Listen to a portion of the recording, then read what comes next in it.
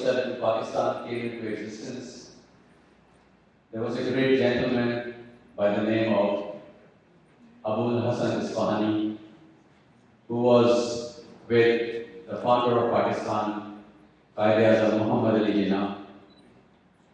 We are proud to have Abul Hassan Ispahani's granddaughter here as a guest speaker, who was also a former MNA and who was the aide to President of Pakistan and a public policy scholar of Woodrow International Center in Washington, D.C. I would like to request Mrs. Farahnaz Ispahani.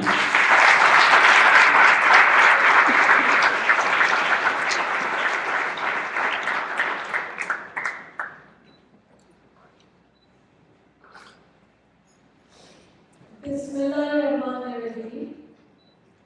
Durood par Muhammad wa aali Muhammad. Allahumma salli ala Muhammad wa aali Muhammad. Brothers and sisters, ladies and gentlemen, the last few years have seen a systematic attack on Shia Muslims all around the world.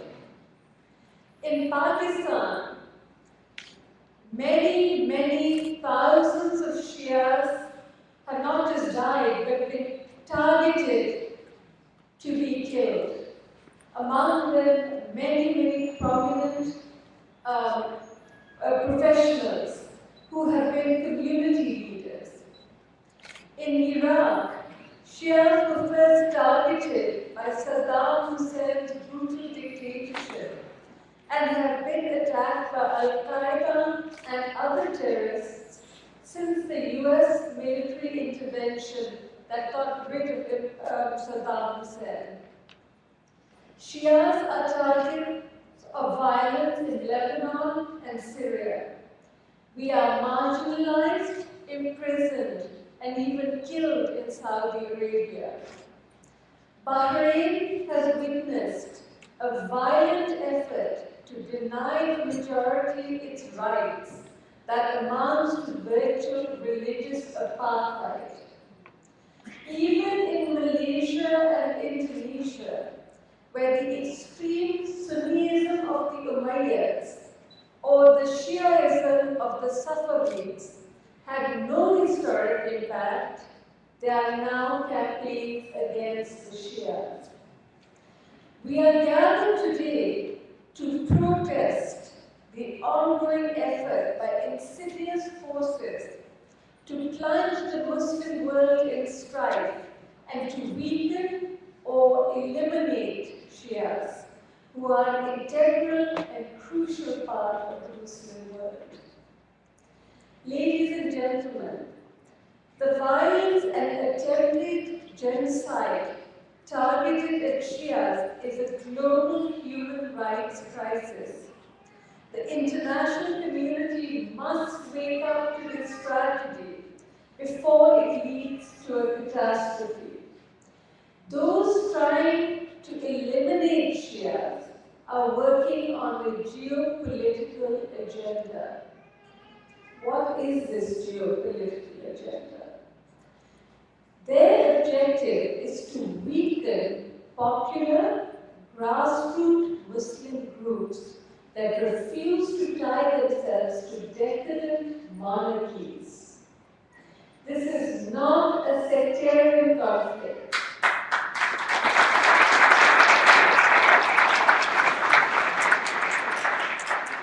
What this is brutal politics at the expense of poor Shias who simply want to practice their faith while being a part of their nations and societies.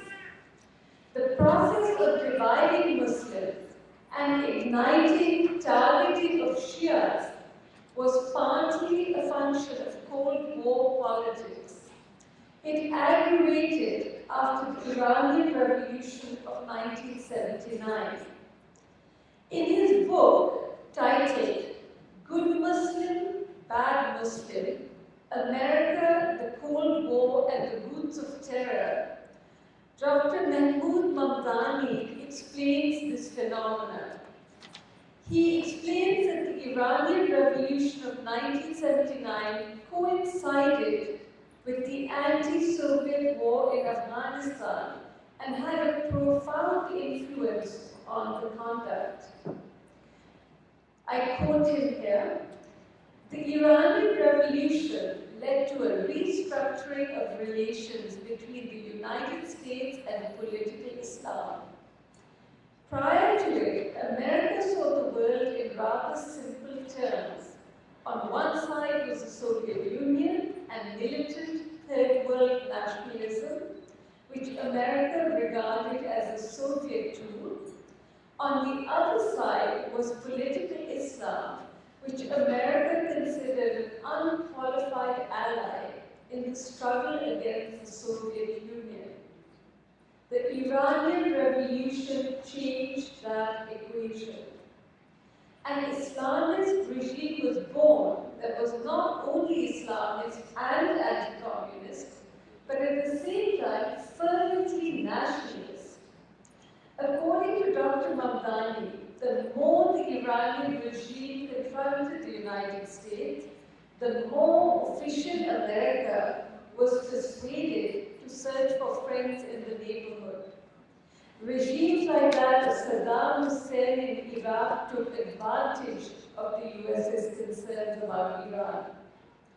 In Mamdani's words, the revolution in Iran taught the United States to distinguish between two faces of political Islam, the revolutionary and the elitist. The revolutionary side saw the organization of Islamic social movements and mass participation as crucial to ushering in an independent Islamic state. But pro-US monarchies have created a simple formula for US policymakers. It identifies the revolutionary phase of political Islam with Iran and the Shias, and the elitist phase with majority Sunni pro-American regimes such as those in Saudi Arabia. But this simplification will only hurt the United States and disrupt the global order and regional peace, as we are seeing today.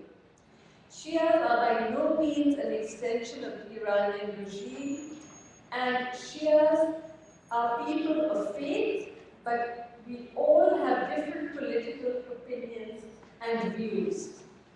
It is time for people in the United States to be informed of the complexities of the Muslim world, and each one of us here today has a role to play in that.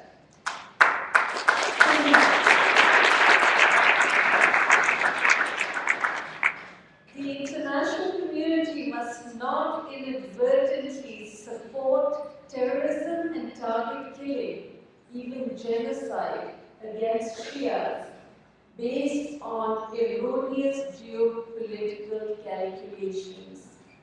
If Al-Qaeda is the enemy of global peace, then its target, the Shias, should receive global support and sympathy.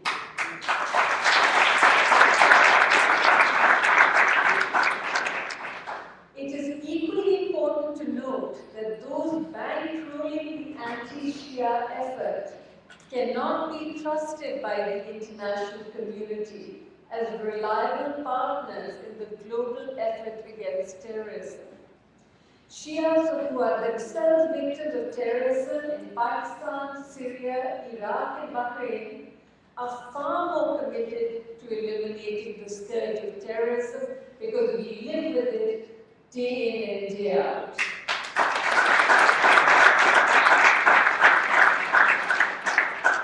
In the spirit of this conference, I would like to come up with what I think of could be an angle, a direction that we move forward in.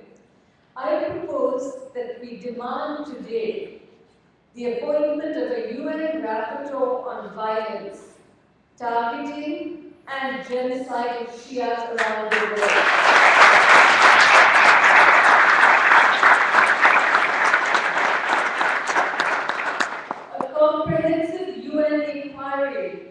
provide us the backing with evidence of the factors that are fomenting violence and terrorism against Shias.